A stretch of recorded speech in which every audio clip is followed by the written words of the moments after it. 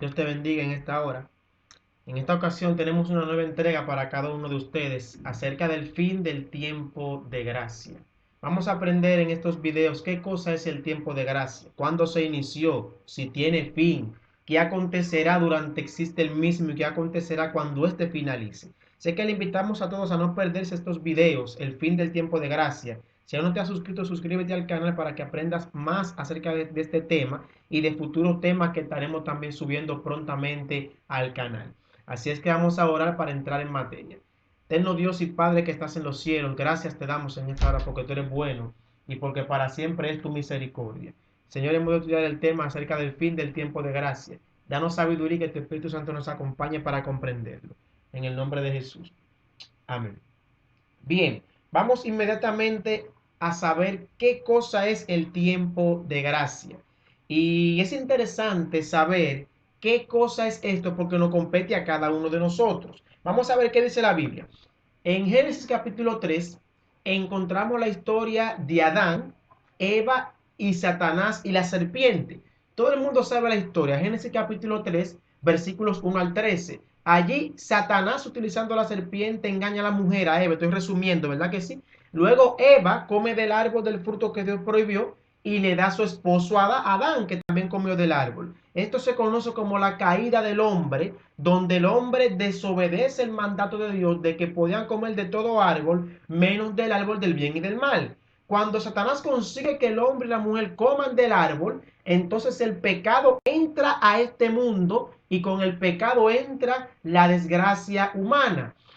Cuando eso ocurrió, para el hombre solamente había una sentencia. Dios había dicho el día que coman de él, ese día morirían. O sea, la sentencia que había para el hombre era ineludiblemente la muerte.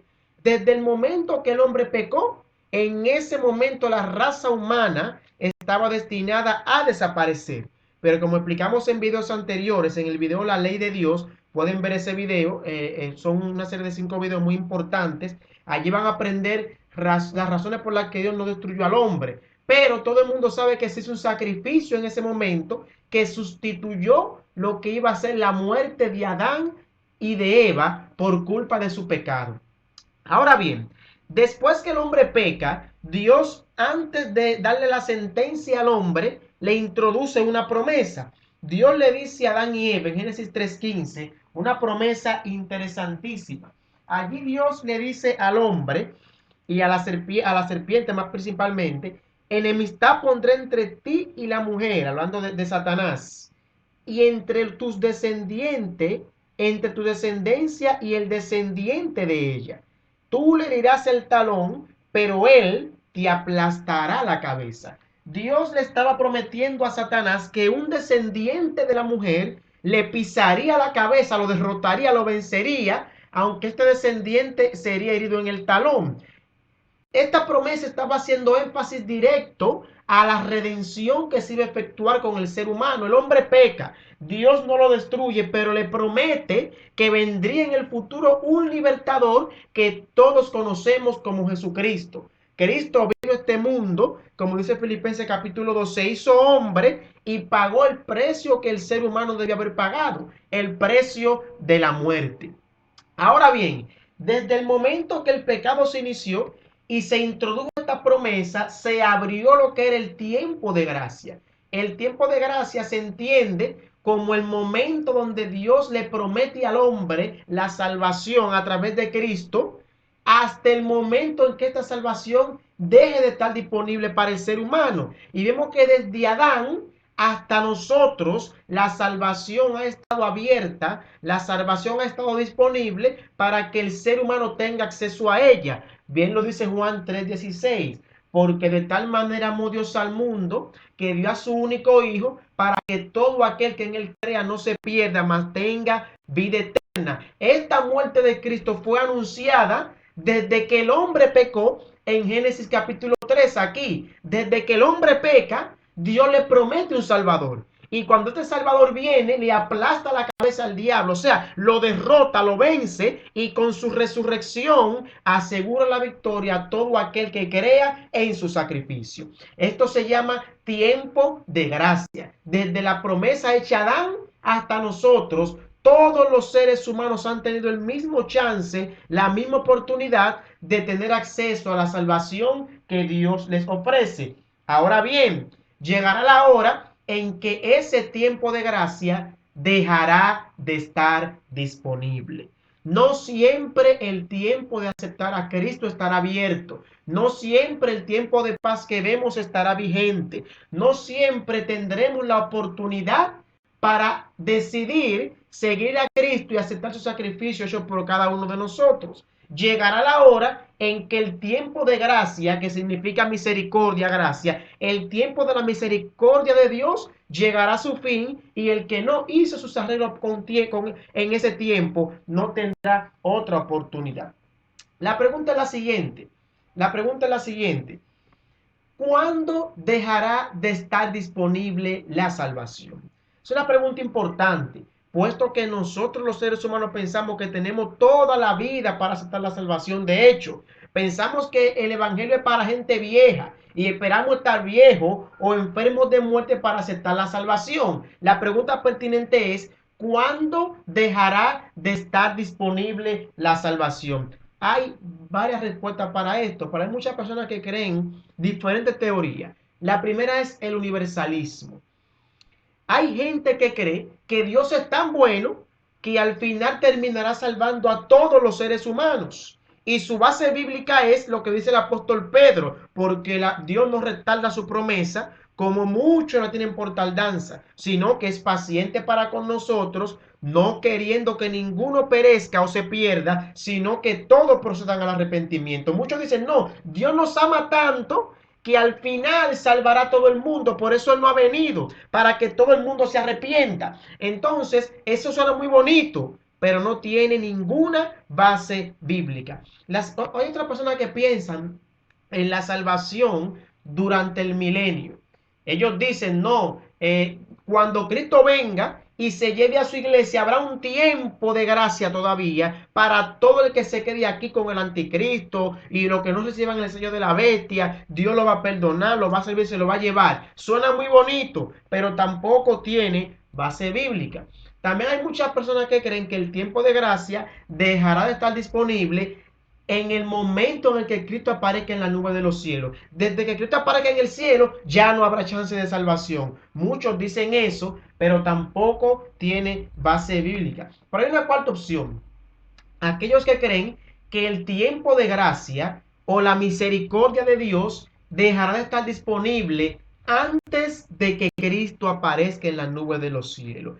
Interesante teoría, y es la que analizaremos en esta hora, recalcando, recopilando información. El tiempo de gracia gracia significa misericordia, el tiempo que en el que Dios ha tenido misericordia para con nosotros, que abarca desde que Adán y Eva pecan en el Edén y Dios les promete la salvación, Génesis 3:15, hasta nuestros tiempos. Durante más de 6,000 años, el tiempo de la misericordia de Dios ha guardado con paciencia, esperando que la mayor cantidad de gente, el que quiera, se decida por entregar su vida a Cristo. Pero repetimos, no siempre ese tiempo estará disponible.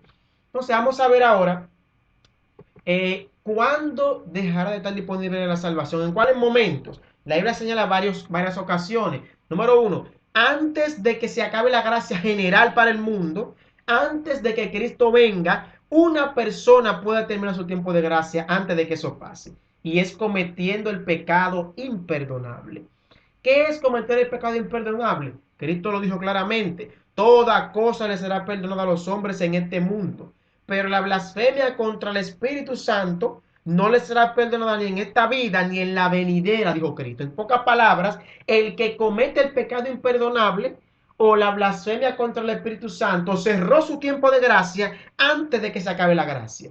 ¿Me están entendiendo? ¿Qué significa cometer blasfemia? Que Dios nos llama tanto, que recibimos tantos llamados del Espíritu Santo al arrepentimiento, y nosotros diciéndole que no, diciéndole que no, diciéndole que no, que llega un momento donde se hace imposible para el Espíritu Santo traernos al arrepentimiento. Recordemos que Cristo dijo que quien nos convence de pecado es el Espíritu Santo. Y si yo le cierro a él la puerta de mi mente para que no me convenza, ¿quién me va a convencer? eso se llama cometer el pecado imperdonable. Cuando yo le digo tanto no a Dios, que mi corazón se ve endureciendo a un nivel que se hace imposible que yo le diga que sí al Señor. El que comete ese pecado cierra su tiempo de gracia antes de que se cierre la gracia para el mundo entero. Otra manera de cerrar nuestro tiempo de gracia es muriendo. Cuando una persona fallece, automáticamente entregó su examen en el cielo. Una persona murió, ya no se puede hacer más nada para su salvación, porque todo lo que hizo en vida ya lo hizo. Una vez que fallece, dice la Biblia, no hay memoria en el sepulcro, no hay nada que se pueda hacer para su salvación. Cuando una persona muere o murió sellada para salvación, y para ser levantada en la resurrección, o murió sellada para perdición para ser levantada en la segunda resurrección. Y la tercera forma de cerrarse el tiempo de gracia o de que deje estar disponible la salvación es cuando caigan las 7 postreras plagas, que son la prueba visible de que ya Dios cerró el tiempo de salvación para la raza humana. Interesante teoría secta que nos pone en evidencia que podemos terminar nuestro tiempo de gracia alejando de nuestra vida al Espíritu Santo, cometiendo el pecado imperdonable.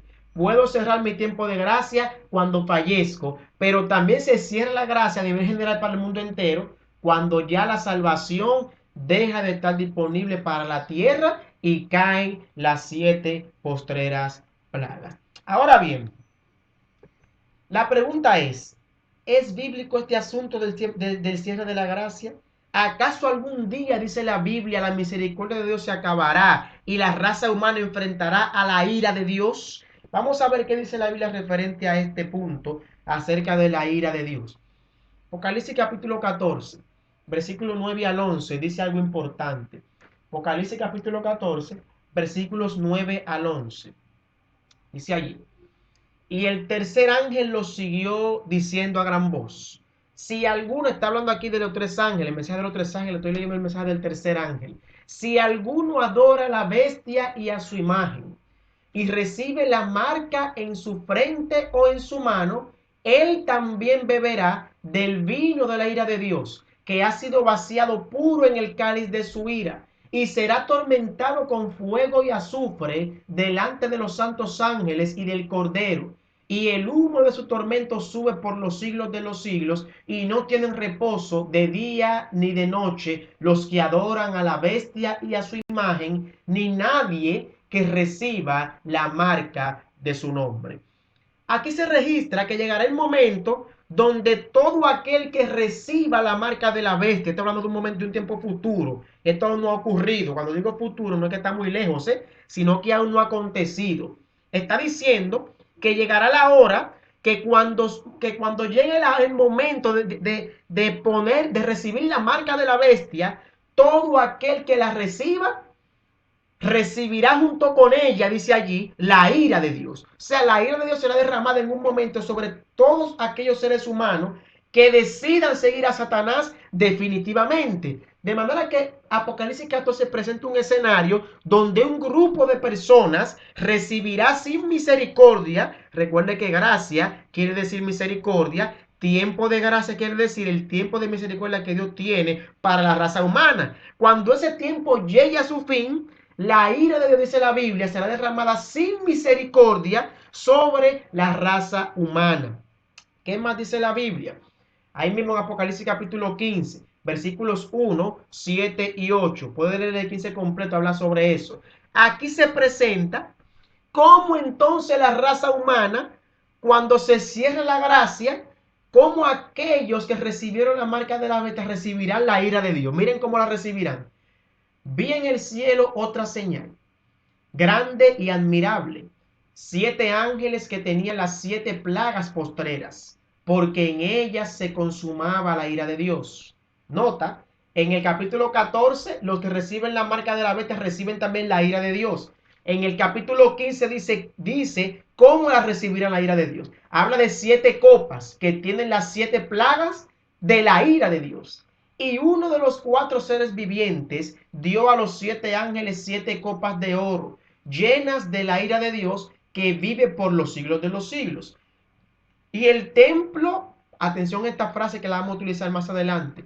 Y el templo se llenó de humo por la gloria de Dios. Note, el templo del cielo se llena de humo por la gloria de Dios y por su poder. Y nadie podía entrar en el templo hasta que se hubiesen cumplido las 7 plagas de los 7 ángeles. Interesante escena. En el capítulo 14 dice que todo el que reciba la marca de la bestia recibirá también la ira de Dios. En el capítulo 15 dice cómo recibirá la ira de Dios en 7 plagas. En pocas palabras, en el momento en que la misericordia de Dios, en el momento en que la gracia de Dios, en el momento en que la salvación deje de estar disponible para aquellos que la rechazaron, será derramada sobre el mundo las 7 plagas postreras, que son los juicios más severos que el mundo jamás ha vivido. Y estas plagas son llamadas las plagas de la ira de Dios. Pero note algo, mientras las plagas se derraman, dice que el templo en el cielo, el templo de Dios, se llena de humo. Dice que este humo es por la gloria de Dios y por su poder, y mientras permanezca el templo lleno de humo, nadie puede entrar en el templo. Miren lo interesante. Miren este texto. Hebreo capítulo 4, versículo 14 al 16. Vamos a entender qué significa el hecho de que el templo de Dios se llene de humo y que nadie puede estar en él. Dice Hebreos 4, 14 al 16. Por tanto, teniendo un gran sumo sacerdote que traspasó los cielos, Jesús, el Hijo de Dios, está llamando a Jesús sumo sacerdote. Vaya grabando todo esto. Por tanto, teniendo un gran sumo sacerdote que traspasó los cielos, Jesús, el Hijo de Dios, retengamos nuestra profesión, porque no tenemos un sumo sacerdote que no pueda compadecerse de nuestras debilidades, sino uno que fue tentado en todo según nuestra semejanza, pero sin pecado. Acerquémonos pues confiadamente al trono de la gracia para alcanzar misericordia y hallar gracia para el oportuno socorro. Note, la gracia y el oportuno socorro vienen desde el trono de la gracia, del cielo de Dios. Cristo está en el templo de Dios allí como sumo sacerdote, y mientras Él esté allí, dice la Biblia, acerquémonos al trono de la gracia para encontrar oportuno socorro, para alcanzar misericordia. O sea que la gracia y el socorro y la misericordia están ligadas a la permanencia de Cristo como sumo sacerdote en el templo de Dios. ¿Por qué decimos esto? Miren la razón. Miren la razón. Vamos a ver otro texto.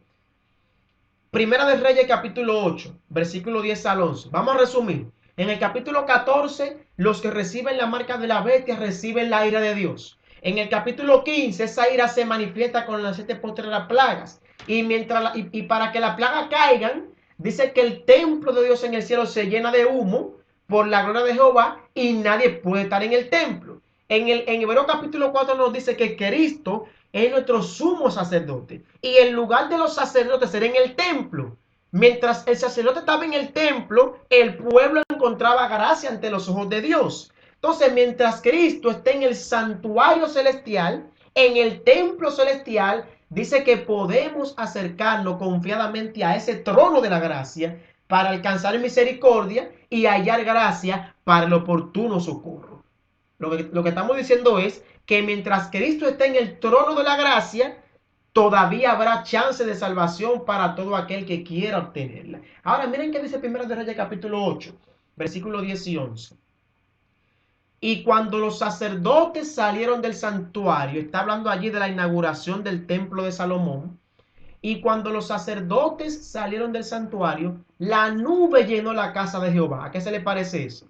A lo que leímos en Apocalipsis 15, ¿verdad que sí? De la nube que llenó el templo, la casa de Jehová, que era la gloria de Dios. Note lo que pasó en el templo de Salomón.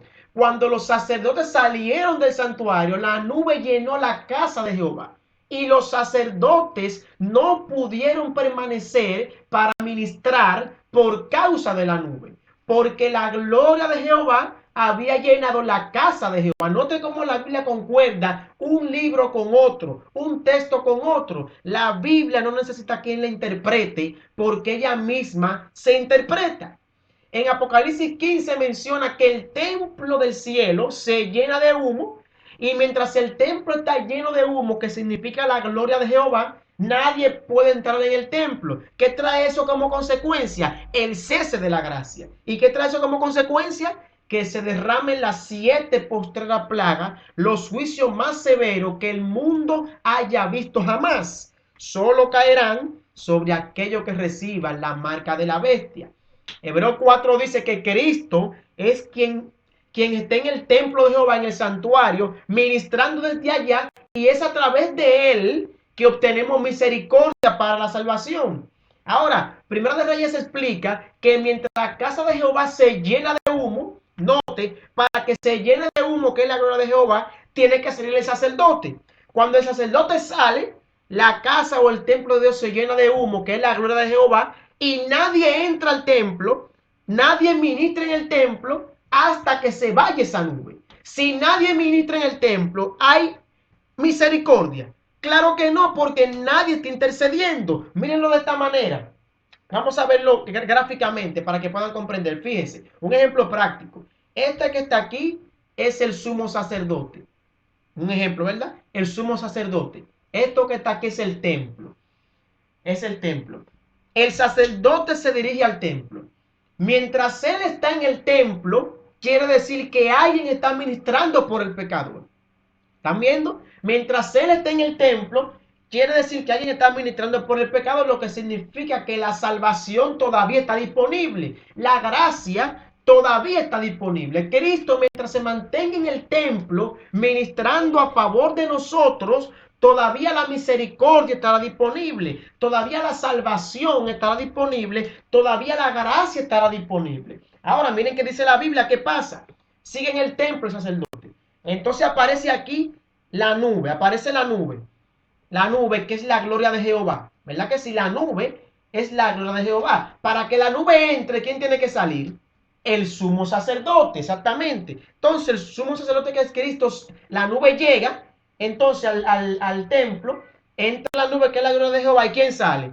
Sale el sacerdote que es Cristo. Cuando esto ocurre, que la nube llena la casa de Jehová, que el templo se llena con la gloria de Jehová, Cristo sale del templo. Lo que quiere decir con esa salida que ya la salvación no está disponible para el ser humano. Ya la gracia no está disponible para el ser humano. El tiempo de misericordia, el tiempo de gracia se acabó.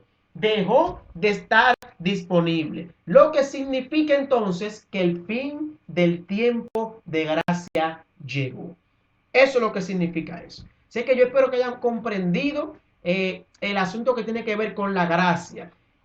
La gracia comenzó a estar disponible, repito, resumiendo, desde que Adán pecó y se le dio la promesa de la salvación hasta nuestros tiempos. No siempre estará disponible. Mientras Cristo esté en el templo de Jehová intercediendo, habrá gracia, habrá salvación, habrá misericordia para el mundo. Pero una vez que Jehová y su gloria entren en el templo y Cristo salga, la gracia dejará de estar disponible. Dios te bendiga en esta hora, Dios te guarde y esperamos que aprovechen ahora que todavía tenemos gracia para que recurramos a Jesús, nuestro oportuno socorro. Dios te bendiga.